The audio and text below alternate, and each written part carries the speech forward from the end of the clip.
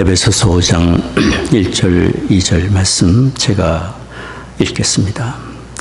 그러므로 사랑을 입은 자녀같이 너희는 하나님을 본받는 자가 되고 그리스도께서 너희를 사랑하신 것 같이 너희도 사랑 가운데서 행하라. 그는 우리를 위하여 자신을 버리사 향기로운 제물과 생축으로 하나님께 드리셨느니라. 아멘.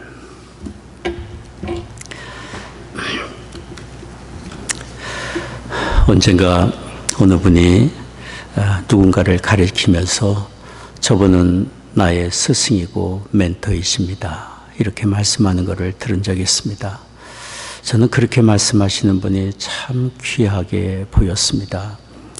자신의 삶을 바르게 갖고 가기를 원하고 성장하고 자라가기를 원하는 그분의 마음의 열망이 보여졌기 때문입니다. 살면서 우리가 바라보고 본받을 만한 멘토가 있고 스승이 있다는 것은 참 복된 일입니다. 여러분은 이렇게 누군가를 가리켜서 나의 멘토요 스승이라고 말할 만한 분이 있습니까?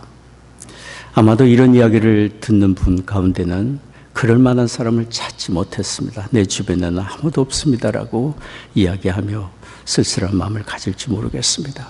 그러나 우리 모든 사람에게는 항상 마음에 품고 바라보며 본받을 만한 하고 아주 크고 크신 대상이 있습니다. 그리고 언제든지 그분을 만날 수 있습니다. 바로 그분은 우리를 사랑하시는 하나님 아버지입니다. 그래서 오늘 성경은 우리에게 바로 그 하나님을 가리켜 보이면서 우리가 본받을 분은 하나님이라고 가르쳐주고 있는 것입니다. 읽은 말씀이지만 에베소서 5장 1절 말씀 다시 한번 주목해 보십시오. 그러므로 사랑을 입은 자녀같이 너희는 하나님을 본받는 자가 되고 라고 말씀합니다. 본받는다는 것은 흉내를 내는 것이고 모방하는 것을 뜻합니다. 우리 인생이 전능하신 하나님을 본받는다는 것이 어찌 보면 너무도 큰 기준 같아서 엄두를 내지 못할 수도 있는지 모릅니다. 그러나 얼마든지 가능한 일입니다. 하나님은 우리의 아버지가 되시고 우리는 그분의 자녀들이 되기 때문입니다. 우리는 하나님 아버지의 사랑을 경험하고 있지 않습니까? 그리고 하나님이 우리와 또 이 세상의 모든 사람들에게 행하시고 베푸시는 선하신 일들을 우리는 다 자녀로서 경험하고 보고 있지 않습니까? 자녀가 그 부모의 삶을 보고 자라며 자연스럽게 본받고 닮아가듯이 우리도 하나님 아버지의 사랑과 그 행하심을 본받아 살 수 있습니다. 그래서 오늘 성경에 말씀합니다. 에베소서 5장 2절 말씀입니다. 그리스도께서 너희를 사랑하신 것 같이 너희도 사랑 가운데 행하라. 하나님의 크신 사랑을 받고 사는 사람으로서 우리도 사랑 가운데 행하라고 말씀하고 있습니다. 하나님을 본받기를 원한다면 그분의 사랑을 본받아 사는 일에 관심을 갖고 우리의 삶의 길을 정하고 그 길을 쫓아가야 할 것입니다. 어느 분이 성경 전체를 다 읽으신 후에 이런 내용의 간증을 하셨습니다. 구약의 처음 책 창세기에서 신약의 마지막 책인 요한계시록까지 마치 백과사전과 같은 방대한 분량의 성경이 한 권의 책으로 다가왔습니다. 성경 속에 등장하는 수많은 인물들과 사건들이 한꺼번에 출렁거리며 한편의 대화 드라마와 같은 진한 감동과 감격으로 흘러나왔습니다. 성경 전체는 사랑이라는 한 단어를 말씀하신다는 생각이 들었습니다. 이것은 오래 참고 견디며 서로 사랑하라는 주님의 메시지입니다. 우리를 위해 죽기까지 하신 예수님의 메시지입니다. 그렇습니다. 성경은 사랑의 책입니다.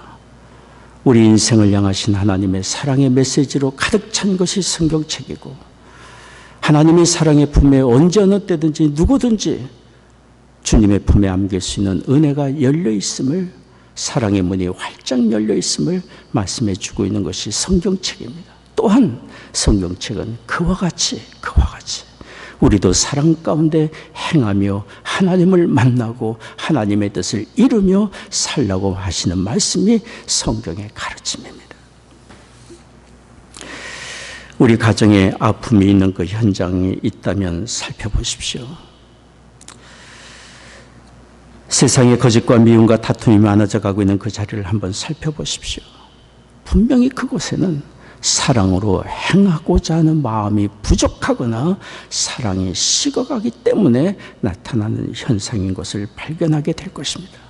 그리고 우리 개인적인 마음에 원망과 불평과 분노가 가득 차 있고 삶의 의미를 찾지 못하고 기쁨을 잃고 목적을 잃어버리고 인생의 여정 방황하고 실망 가운데 살고 있다면 필경 우리는 가야 할 길인 사랑을 잃어버리고 있는지 모릅니다. 우리의 마음의 사랑이 식어가고 있기 때문인지 모릅니다. 파킨슨병으로 자신의 삶을 정리하던 페페라는 신부님이 이런 이야기를 했습니다. 사랑을 포기하지 않으면 정말 기적이 일어나는데, 사랑을 포기하지 않으면 정말 기적이 일어나는데, 마음의 상처를 치유하는 것은 시간이 아니라 사랑인데, 부모님이 돌아가시기 전에 단 한 번이라도 진심으로 사랑한다고 말을 못하는 것은 영원히 한이 되는데, 살아온 길을 뒤돌아보면 너무나 쉽고 간단한데 행복의 삶의 해답은 늘 뻔한 것인데 왜 우리는 이렇게 복잡하고 힘들게 살아가는 것일까? 그분의 말씀은 정말 옳습니다. 사랑을 포기하지 않는 그곳에 기적의 꽃이 피고 위대하고 아름다운 역사들이 나타납니다. 행복한 삶을 찾기 위해 수많은 사람이 연구하고 찾고 방황하고 먼 길까지 가기도 하지만 그 해답은 지극히 단순한 곳, 사랑으로 행하는 곳에 있습니다. 하나님이 우리에게 보여주신 그 사랑, 우리가 본받아 그 사랑으로 살아가고자만 한다면 하나님께서 본래 창조하시고 세상을 풍성케 하시고 우리에게 복을 주고자 하신 그 은총의 그 세계 안에 우리는 성큼 들어갈 수 있게 되리라 믿습니다. 그러면 우리가 본받아야 될 하나님의 사랑은 어떤 것입니까? 하나님의 사랑의 세계는 온 우주의 광활한 것처럼 크고 풍성하고 넓은 것이지만 오늘 저는 몇 가지만 이야기를 나누려고 합니다. 첫째로 우리가 본받고 주목하고 쫓아가야 될 하나님의 사랑은 자기를 내어주신 희생적인 사랑입니다. 내어주시는 희생적인 사랑.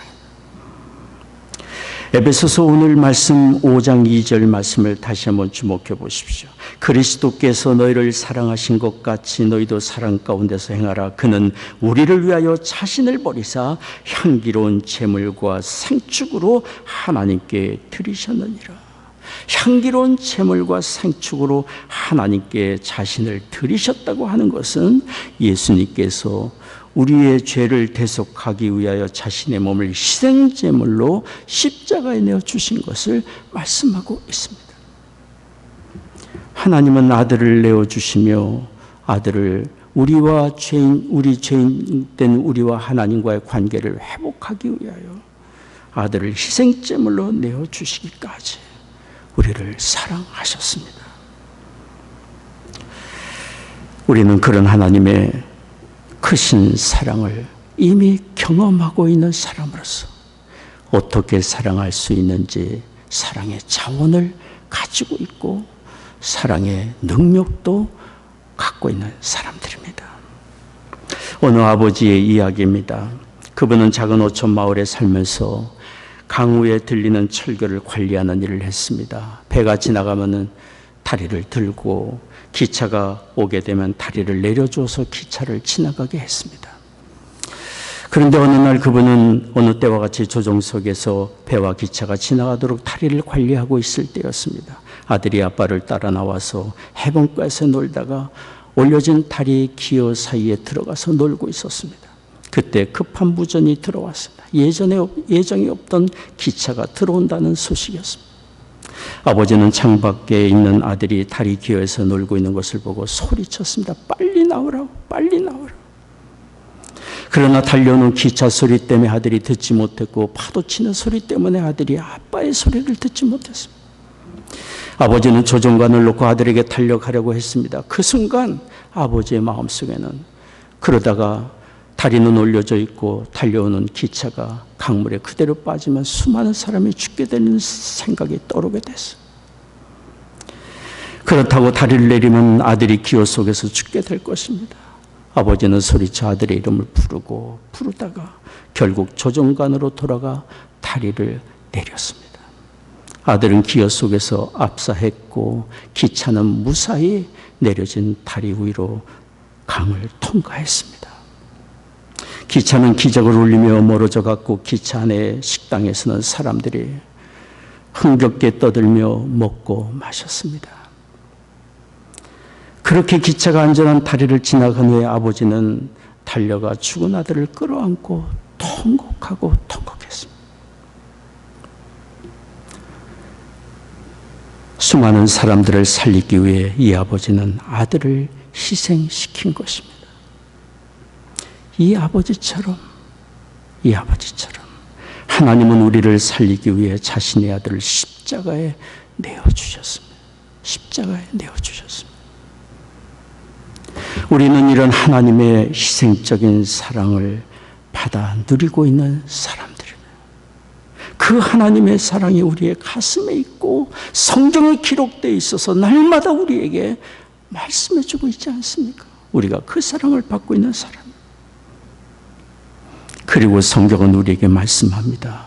그러니 하나님의 그 사랑을 받은 사람으로서 우리도 사랑 가운데 행하되 자신을 내어주는 희생적인 사랑의 길을 가야 할 것을 말씀하고 있습니다.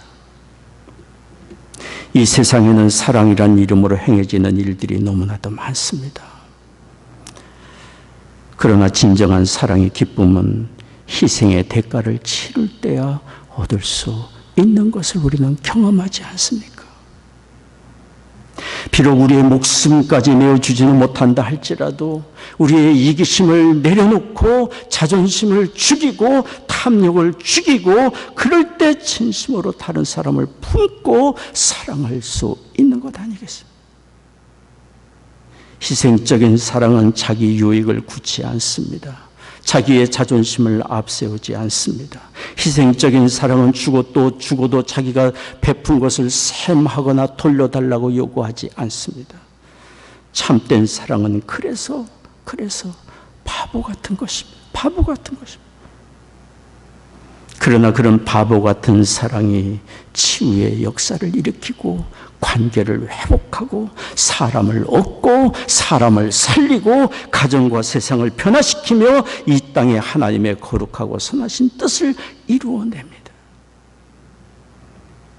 이런 희생적인 사랑, 우리 자신을 주고 또 주고 바보처럼 또 주고 또 주는 사랑이 사실 우리의 힘만으로는 불가능하지만 우리에게 보여주시고 우리가 받아 누리고 있는 하나님의 그 크신 희생적인 사랑을 우리가 생각한다면, 본받고자 한다면 우리도 얼마든지 하나님의 그 사랑을 쫓아 살아갈 수 있으리라 믿습니다. 두 번째입니다. 우리가 본받아 쫓아가야 될 하나님의 사랑은 원수도 품는 사랑입니다. 우리가 진심으로 하나님을 본받아 사랑으로 행하려고 한다면 반드시 원수와의 관계를 해결해야 합니다. 하나님은 하나님을 부정하고 거역하고 교만에 빠지고 도무지 주의 뜻을 이루기보다는 자기의 고집과 뜻을 쫓아 살아가고 있는 우리를 참으시고 기다리시고 용서하시고 그리고는 하나님의 거룩하고 존귀한 자녀 삼아주지 않았습니까? 이것이 하나님께서 우리에게 베푸시는 사랑.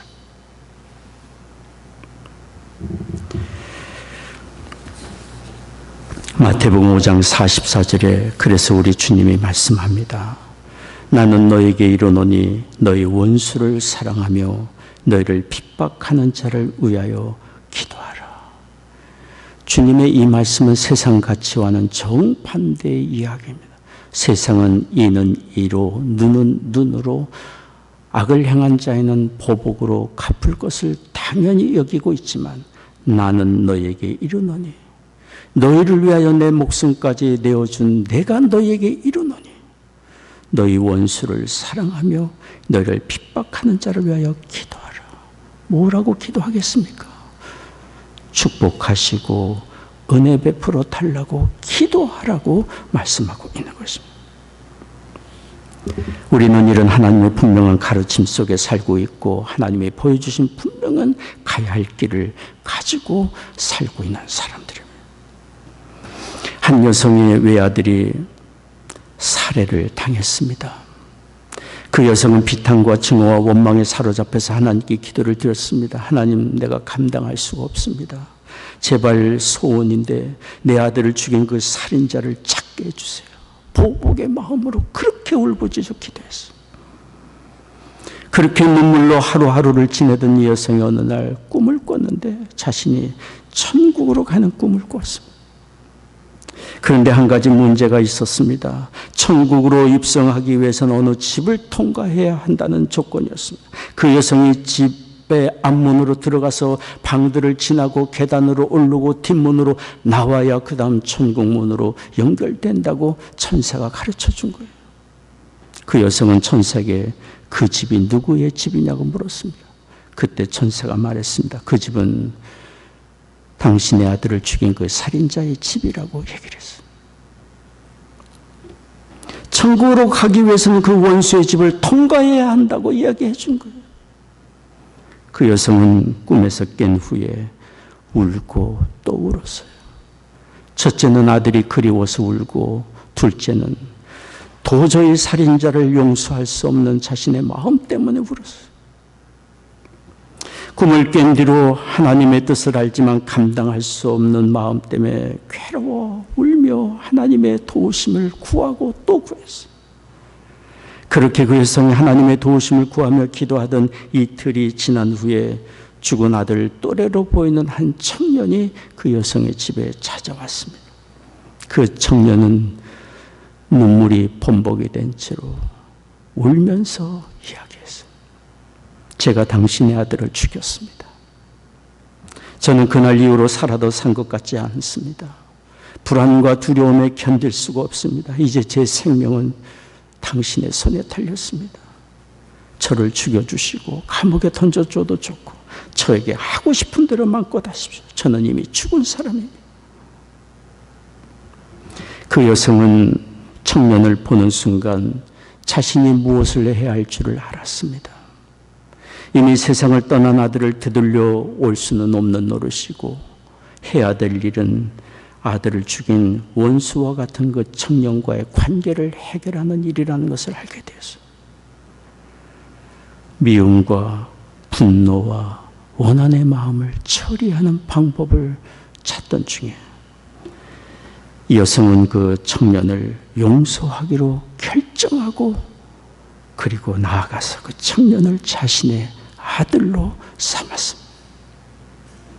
하나님이 그 여성에게 그런 마음을 주셨고 그 여성은 그런 하나님의 뜻에 순종한 것입니다. 원수를 사랑한다는 것은 우리의 정서, 우리의 마음으로는 참 불가능합니다. 그러나 하나님의 말씀에 순종한다면 가능해지는 일입니다. 우리의 죄를 용서하신 하나님의 사랑을 본받고자 한다면 우리도 실천할 수 있는 일입니다. 우리가 가야 할 길은 너무도 분명합니다. 하나님을 본받아 사랑으로 행하는 것입니다. 우리 자신을 내어주신 우리 자신을 내어주는 희생적인 사랑, 하나님의 사랑을 본받아 그런 사랑을 베풀며 사는 것과 원수까지라도 품고 용서하며 축복하는 것이 하나님께서 우리에게 바라시고 가라고 하시는 길입니다. 우리가 이렇게 사랑으로 행하지만 상대방에게 받아들여지지 않아서 오히려 실망과 아픔을 겪을 수도 있을지 모릅니다. 당장의 사랑의 결실이 보이지 않을 수도 있습니다. 그러나 반드시 진심으로 뿌린 사랑의 씨는 언젠가 때가 되면 결실로 나타나기 마련입니다. 그리고 우리가 베푼 사랑으로 인하여 우리의 삶의 가치와 의미는 더 풍성해져 갈 것입니다. 더더욱 중요한 것은 우리가 사랑으로 행한 일들을 하나님이 다 보시고 기억하신다는 사실입니다. 에베소서 1장 3절 말씀입니다. 너희 믿음의 역사와 사랑의 수고와 우리 주 예수 그리스도에 대한 소망의 인내를 우리 하나님 아버지 앞에서 쉬지 않고 기억하미니. 하나님이 우리의 사랑의 수고를 다 기억하고 계심을 성경이 말해주고 있습니다. 사랑의 수고는 절대로 헛되지 않습니다. 어느 화가의 이야기를 하려고 합니다. 그 화가는 평소에 그리고 싶은 그림이 있었습니다. 그것은 아름다운 나무 그림입니다. 마음에 그리고 있는 그 나무는 완벽한 아름다움과 완전한 분위기 속에서 서 있는 나무입니다. 그 뒤에는 멀리 높은 산, 봉우리마다 눈이 덮여 있는 그런 아름다운 배경 속에 있는 나무입니다. 그림의 규모도 커서 커다란 캔버스에 그림을 그려야 되고 사다리에 올라가서 그림을 그려야 되는 그런 상황이었습니다. 그러나 이 화가의 그림의 작업은 좀처럼 진도가 나가질 않았습니다. 두 가지 이유 때문입니다. 첫째는 디테일. 이 화가는 전체 나무의 그림의 관심보다도 나무에 있는 이파리 하나하나에 너무나 지나친 관심을 그려서 햇살에 반짝이는 모습과 그늘진 모습까지 이파리 하나에 정성 들여 그림을 그리고 그리다 보니까 시간이 그렇게 지체가 되고 진도가 나가지 않아요. 또 하나 이유가 있었습니다. 그것은 주변에 많은 사람들을 돕고 섬기는 따뜻한 마음 때문이었어요. 사다리에 올라가서 그림을 그릴 때면 쉼없이 주변 이웃이 찾아와서 도움을 요청하면 이분은 작업을 중단하고 내려가서 사람들을 돕고는 또 돕고는 했습니다. 더더욱이 바로 이웃집에 사는 한 남성이 문제였습니다. 화가가 그리는 그림의 작업에는 대해서는 도무지 관심도 없고 자주 찾아와서 자질구레한 일들에 대한 도움을 요청했습니다. 어느 날 열심히 그림을 그리고 있는데 비 내리는 추운 날이었습니다. 그 이웃 남성은 화가에게 찾아와 다급하게 자신의 아내가 병들어 있으니 급히 의사를 좀 모셔달라고 부탁을 한 것입니다. 이 화가는 작업을 중단하고 비를 맞으며 달려가 의사를 모시고 왔습니다. 그런데 그 일로 인해서 이 화가는 독감에 걸렸고 고열에 시달렸고 병세는 점점 깊어져 갔습니다. 그럼에도 불구하고 화가는 자신의 작업을 어찌하든지 끝나려고 고열 속에서도 끙끙거리며 그림을 계속 그려가기 시작했습니다. 그러나 마음에 드는 생각은 이러다 죽고 말 거라는 생각이 찾아들게 된 것입니다. 그때 그런 불길한 감정이 찾아올 때 하늘을 향해 소리쳤어요. 하나님 제발, 하나님 제발 이 그림만은 완성할 수 있도록 도와주세요. 그리고는 엉엉 소리를 내어 울기까지 했습니다. 그러다 이분은 결국 나무 이파리 하나 그려놓고 세상을 떠나고 만 것입니다. 그분이 세상을 떠난 후에 마을 박물관에 그 사람의 이름과 덩그마니 그려진 나무 이파리 그림 하나가 박물관 한쪽 구석에 전시가 되었고 사람들은 별로 그 이파리에 관심도 기울이지 않았습니다. 그런데 세상을 떠난 그 화가는 하늘나라로 높이 올라가는 열차를 타고 한참 가고 있었습니다. 어디선가 두 갈래의 음성이 들려왔습니다. 하나는 엄하고 엄한 공우의 목소리였습니다. 내가 너에게 허락한 수많은 인생 여정 시간 동안의 평생에 한 것이 무엇이냐라는 꾸짖는 소리였습니다. 또 한 소리가 있었는데 그것은 따뜻하고 사랑에 가득 찬 목소리였습니다. 내가 너가 행한 일들을 알고 사랑으로 행한 일들을 다 안다는 그를 인정하는 축복의 목소리였습니다. 그렇게 화가는 하늘에서 들리는 음성을 들으며 하늘 가장자리쯤 이르렀을 때 그의 눈길을 사로잡는 것이 있었습니다. 그것은 그가 이 세상에 살면서 그렇게 그리고 싶었던 나무, 아름답고 완전한 나무가 실제 모양으로 그 앞에 서 있는 것이었습니다. 화가는 두 팔을 활짝 벌리고 외쳤습니다. 이것은 하나님의 축복이다. 이건 하나님의 선물이다. 그 화가는 세상에서 그렇게 그리고 싶었던 완전한 나무 그림이 그가 사랑으로 행한 일들을 통해 완성되어 실제로 완전하고 아름다운 나무로 세워져 있는 것을 보게 된 것입니다. 제가 지금 말씀드린 어느 화가의 이야기는 영국의 언어학자이고 작가인 J.R. 톨킨, 반지의 제왕을 쓴 톨킨이 쓴 니글의 이파리라는 단편 소설의 내용입니다.